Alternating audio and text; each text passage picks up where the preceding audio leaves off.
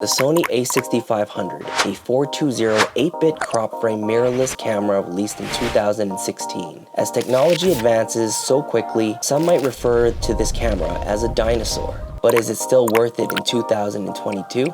So I've been using the Sony a6500 for quite some time now for both personal branding stuff and client work. And in my opinion, the way to determine whether or not an older camera is worth it in today's market, we have to compare the features that it offers to its price point. So in my city, I was able to find the Sony a6500 body between $900 to $1,200. So let me tell you some of my favorite features on this camera. Because let's be real, all we're really looking for is if this camera is capable of shooting sharp, cinematic, creamy bokeh. Am I right? So here are 3 features that I think make this camera one of the best in 2022.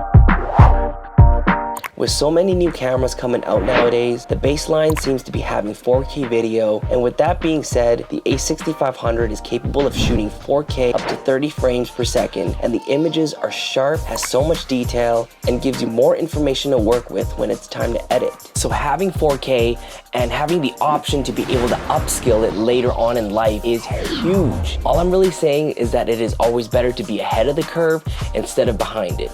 The Sony a6500 allows you to create awesome images now and for the future.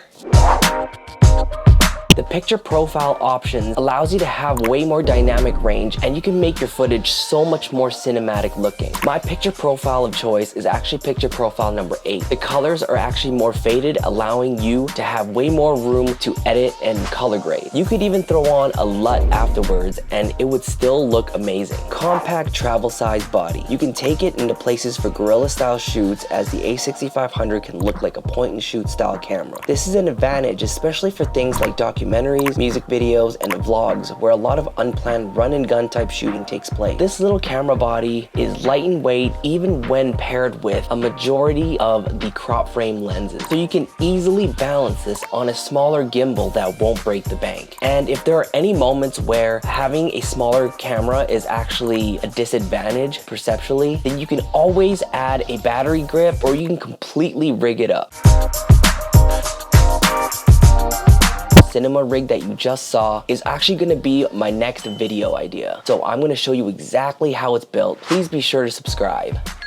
In the Sony a6 lineup, there are only 2 cameras that have in-body stabilization, and that's the a6500 and the a6600. And I know you can get lens with stabilization to solve that problem with other cameras, but the more ways to get rid of micro jitters in your footage, the better. I know as a videographer, there are going to be moments where all you have is your own bare hands to make the shots happen. There are a few things that I wish the a6500 could improve on, like a flip screen, for example, where if there was a screen that I could monitor myself instead of having to use an external field monitor to shoot my own YouTube videos, that would be great. Since the Sony a6500 has been released in 2016, there have been a lot of third parties creating a lot of accessories that allows you to not have to break the bank, but still be able to make your camera look as professional as you want or as inconspicuous as you want. So I guess that's a bonus point. You don't have to spend your life savings just to be able to make this camera as versatile as you want.